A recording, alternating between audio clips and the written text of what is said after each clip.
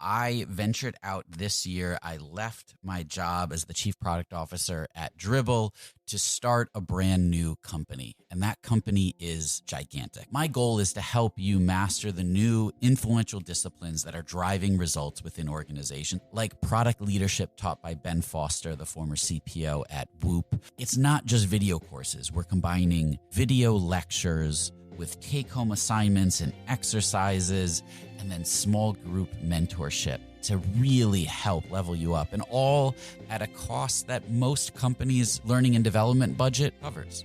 So if you're interested, go to gigantic.is, that's gigantic.is, sign up for a course, and I'll walk you through everything that you need to know. And if you enroll and let me know that you heard about this on Rocketship, I've got a special discount for you.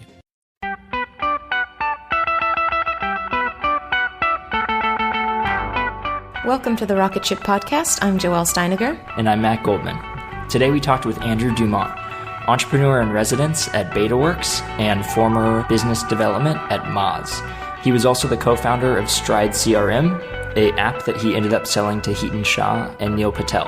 What'd you think, Joey? I thought this was really interesting. You know, we always hear people who have quit their jobs, or their goal is to quit their jobs to pursue their app or their side project full time. And here you've got a story about someone who was doing such cool and challenging things at his full-time job over at Moz that he actually sold his side project, which was growing in revenue and doing really well. And he has great reasons for it. Really interesting to hear a different side of that story. We also got into the difference between business development and sales, and talked about the way that he balanced his time when he was working nights and weekends on Stride and during the day at Moz. It's a really great talk. Enjoy. We'd like to take a moment to thank our awesome sponsors. CodeShip makes continuous delivery simple and easy. Go to codeship.com/rocketship to get 20% off 3 months.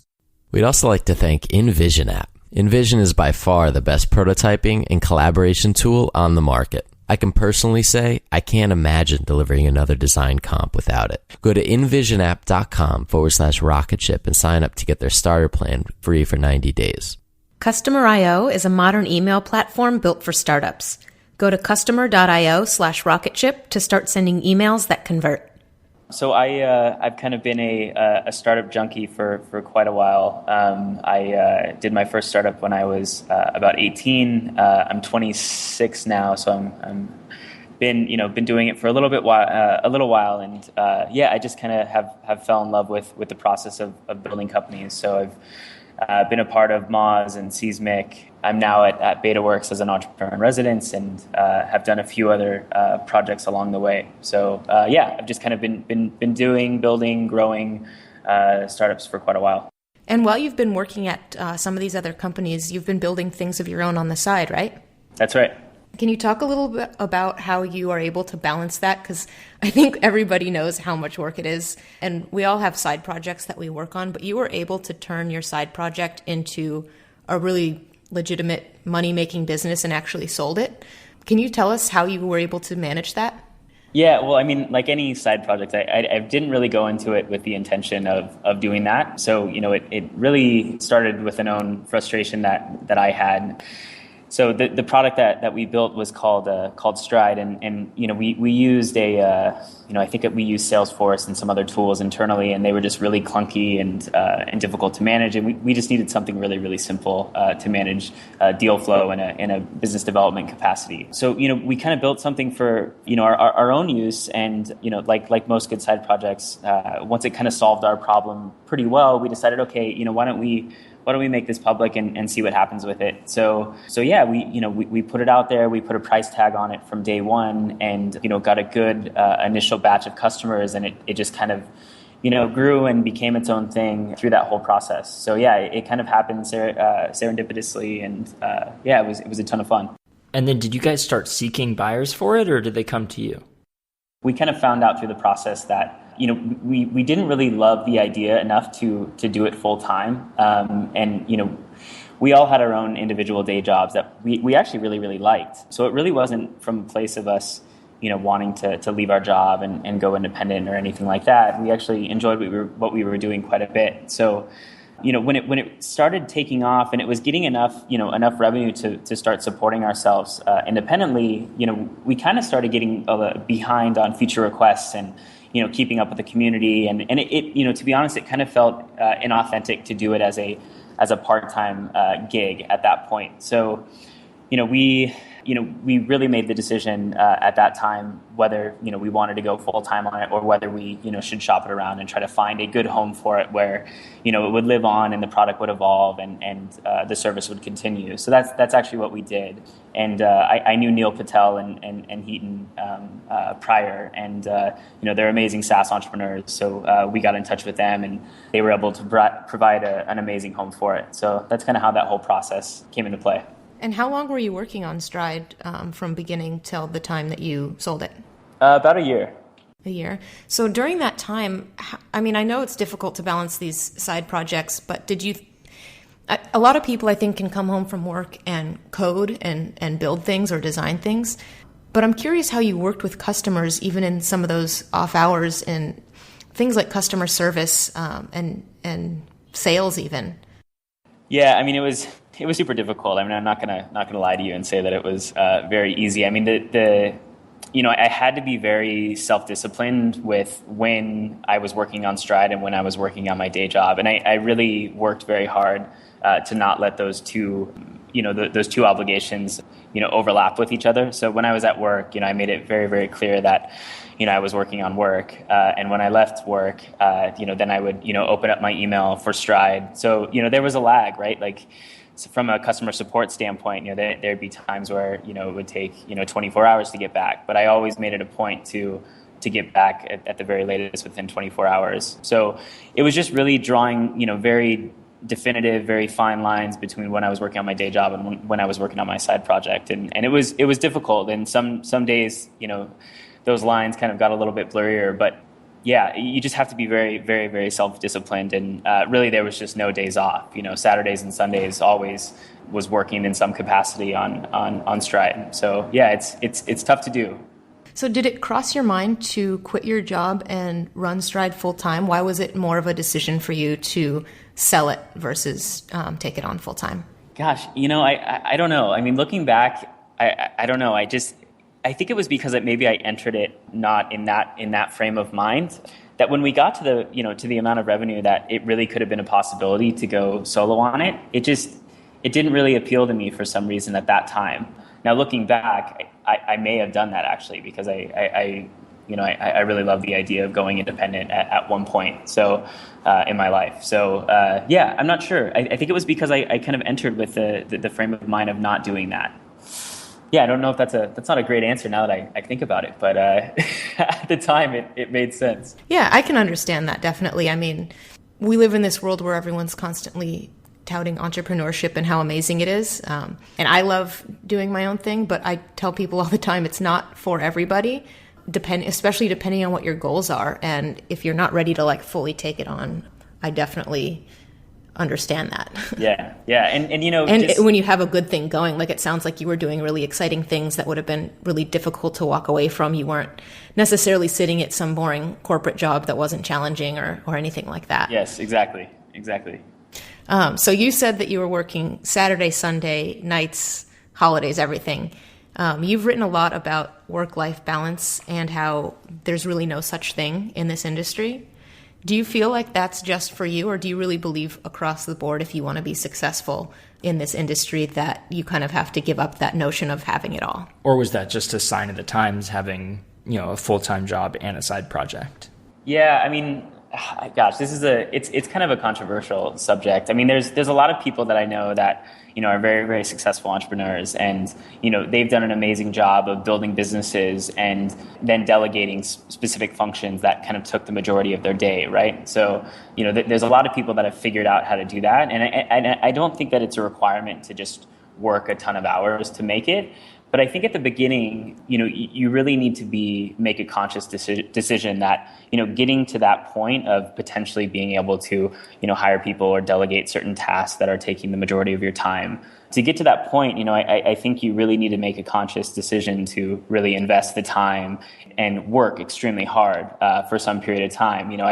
The way I view my life, which this may be incorrect, and I bet a lot of people will disagree with this, but I kind of front load my life in terms of how much I want to work and all that to my age that I'm in right now, and where I was, when I was 18. This span from now until probably, mid 30s, I want to work as hard as possible and produce as much amazing stuff as I can.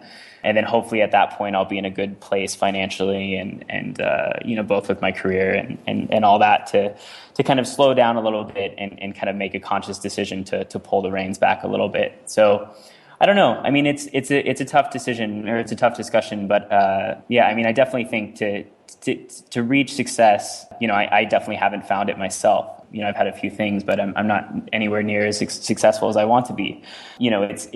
It takes a lot of time, it takes a lot of work, and there's no easy way to go about it. So, I think it's part of the deal. So how do you measure that? The success that you're working towards? Do you have something in mind that you want to achieve by 30, or is it just that you want to, be on the right track by that stage? I definitely have goals, right? I have things that I want to do. Like, I'd love to write a book. I would love to do, all these things. I have, business milestones in terms of how big and how strong of a business that I can build. There's things like that I have to help kind of quantify and, let me know when I have reached certain things. But, it's, there's no answer, right? Because even when you do achieve some goal you set out to achieve, there's always another goal to set out to achieve, right? So it's kind of an always evolving, never ending process. So, and what I'm telling myself about, mid 30s or whatever it is, kind of pulling back the reins, we'll see if that actually happens. But it's what I'm telling myself anyways. I think it's unique that you were working on this side project, but you were at a job that was fulfilling you to where you wanted to stay. A lot of people only talk about wanting to go the other direction. So that was at Moz, right? Yeah. And doing biz dev there, I think it was an unconventional environment in the way that you approached it. Can you talk to that at all? Yeah. So Moz was really interesting. Whenever you think about SaaS, people just kind of generally, blanket SaaS under one category and all the business models being exactly the same. But at Moz, actually a great comparable that I look at when I talk about Moz is Moz and HubSpot. So we were similar spaces, but HubSpot, they had a higher price product and, they invested very heavily in a sales team, right? Because their whole business was leads driven and thus sales driven to convert to a higher price point. Moz, on the other hand, was much lower price point, completely self-service, and that's how we wanted the business to scale, and that's how we wanted the business to grow, and that's how we grew that business. So with the context of, hey, we don't have a sales team, but we need to figure out a way to continue to grow Moz at the rate that it's growing. That was my goal in my function. So really what I was working on was just channel development, right? So figuring out ways to work through partners to help distribute our software, developing new businesses like our API business, helping develop that business, looking into acquisitions that we made of other software products. So it was a very unique position and very challenging, but it was a ton of fun. So it's for businesses that are completely self-service without a sales team, you really just need to, it acts more as a marketing function and figuring out how to grow through other companies that have the same audience or a similar potential audience that you do. Do you think that changes the timeline of growth? Yeah, it totally does. And, at a certain point, like, for example, when I had just left Moz, and we're super transparent about revenue numbers, so I'm not telling anything that's not publicly out there, but I believe we were right around 31, 32 million a year in revenue. And prior to that, we had been growing over 100% every single year. And during, at that scale of revenue, it's not easy, right? But it's much easier to grow at that scale of revenue. But once you get to 30 million a year, doubling revenue purely on inbound, non-sales driven customer acquisition, it gets harder and it's more of a slog. So I think at a certain point of revenue, you almost have to kind of switch over to a sales-driven model, and I'm not sure, where Moz is going to go with that, but I know they were thinking about it. So yeah, at a certain point of revenue, it gets really tough to just grow on the inbound channels.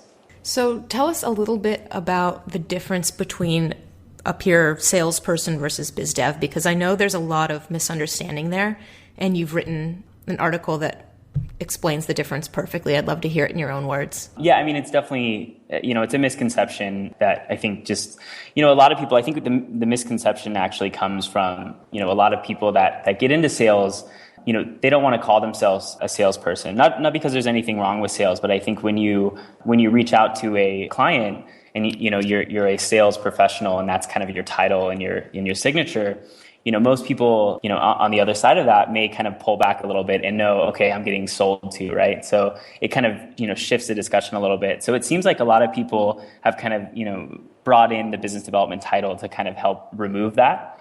So I think that adds a lot to it. Or people are just kind of using that as a catch-all for anything that has some sort of outbound capacity to it. So, business development, I think, obviously there's components of sales, right? You need to be able to pitch. You need to be able to describe things in such a way that they make sense and they're compelling. You need to, find the right contacts, do the right, initial outreach, stuff like that, right? So that all exists, and there's definitely some overlap there. But when I think about the pure difference between the two, sales is direct from the business to the end customer, right? And when I think about business development, there's an intermediary step there, which is there's the business, there is then the partner, and then that partner then becomes the end contact to the customers that you're looking to acquire.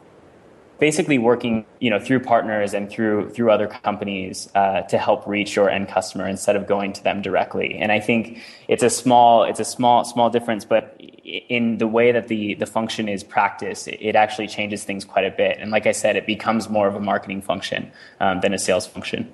So you made the transition, or you worked at the same time at a more mature company like Moz and a brand new startup like Stride. So what translated over from the biz dev work you were doing at Moz? Did it apply in the very early stage or only certain things? Yeah, it did. And it actually made me learn something about the product distribution piece. So working through other communities or software providers, Stride didn't have nearly, obviously, the brand that Moz had, right? So, when I would, reach out to other software companies or communities to help me distribute Stride, that was a very different discussion than when I did that for Moz. So, it definitely taught me that, that brand value that you create through the other inbound marketing channels, like content and social and all that stuff, not having that initial legwork done definitely makes the whole process, much more difficult. But yeah, I mean, at Stride, it was great because I got to dabble in, paid acquisition. I was, running all of our paid acquisition campaigns across retargeting and, all the social channels as well. So, you got to play with stuff like that. I got to play with, helping reduce churn and all that stuff. So I really got a more, full featured look at how to grow and scale a SaaS business, which was, really what I was really interested in. So, it was great. And that's one of the hardest parts of it is having all these things that you have to do and deciding what to work on that week. Right. Or that day. Like, should I focus on the churn problem or should I focus on pulling new customers in? And sometimes it's really hard to justify pulling in new top of the funnel when you haven't figured out everything below. Exactly. Yeah. But I think it's something where below isn't ever really fully figured out and you can't wait on that. Yes, absolutely. Yeah. And, Moz they had an amazing marketing team there. And, the marketing team did a very visual look at what our funnel looked like. And, that's kind of how we prioritized at Moz, what to focus on. If we saw that, the benchmark that we typically should be at or other companies like ours should be at, we were way below or way higher from a churn perspective, then we knew that, okay, there's the big opportunity, right? And, it's funny, a lot of SaaS companies, they kind of forget about churn. They think once a customer is gone, they're gone. But, we've done at Moz, we did a lot of re-engagement campaigns and those were extremely effective. And, from a pure time investment standpoint, once you look at somebody that churns or is a customer, maintaining or engaging people that had churned out, that was something that moved the needle a ton for us at Moz. And it definitely helped at Stride as well. So you're over at Betaworks now. It's been a little bit of time since you were at Moz. You're at a new company with new goals. What are some of the new things that you're trying? I mean, I know BizDev is a pretty creative position in my mind. It's not just going out and like hunting down integrations to do and checking things off a list. So I'm curious how things have changed and what the new things in BizDev that you're trying at Betaworks. Yeah, well, so I'm in more of an entrepreneur in residence type role at Betaworks right now. So it's nice. I've taken what I've learned. I'm able to take what I've learned in a BD function and apply it to a more general entrepreneurial standpoint. So basically, I'm working on a new product within Betaworks right now. So that's kind of where I'm focused on. So it's more of the Stride function than it was the Moz function right now, which is great. And I spent quite a bit of time as well working across Instapaper. I helping them move from paid to the freemium type model, and I've been spending a bit of time with Dig and quite a few other companies in here. So it's a really cool environment, and I'm trying to spin up something new right now. Awesome. That's awesome. I didn't know Instapaper was in there. Yeah. I've been using them for a while. Yeah. No, we have Dots in here as well, which is a game that I have on my iPhone. Don't even start. Yeah, tell me about it. Matt's addicted to that game. Well, cool. Thank you so much for coming on. This was great. Yeah, thanks for having me. Can you tell everybody where we can keep up with you online? Yeah, sure. I'm on Twitter at Andrew Dumont, and then I maintain a personal blog every once in a while that is just at andrewdumont.me. Yeah, I contribute occasionally on 99U and Inc. So every once in a while you'll catch me there as well. Great. Thanks so much. Thanks, guys. Thanks for listening to this episode of the Rocketship podcast. If you enjoyed it, we have tons of other awesome episodes on our website. Check them out, rocketship.fm. And while you're there, make sure you sign up for our newsletter, where twice monthly we send out actionable advice for entrepreneurs and exclusive links to AMAs with our guests. That's rocketship.fm. Sign up today.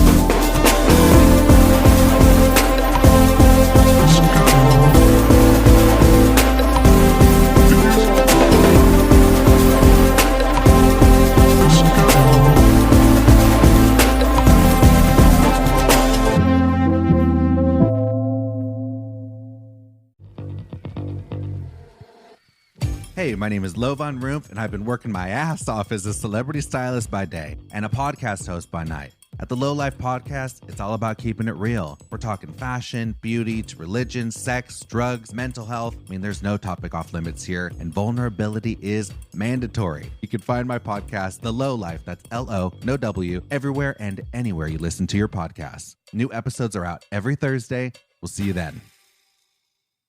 It's pretty eerie to know you're in a place that no human's ever been before. This is Armchair Explorer, where the world's greatest adventurers tell their best stories from the road. And 4 of us were swept down the side of the mountain, and then I knew there was no way out of this thing. From the heart-pounding to the inspiring and the downright insane. Find Armchair Explorer, a part of APT Podcast Studios, wherever you get your podcasts. Go and find what it is in the world that matches that wildness in yourself.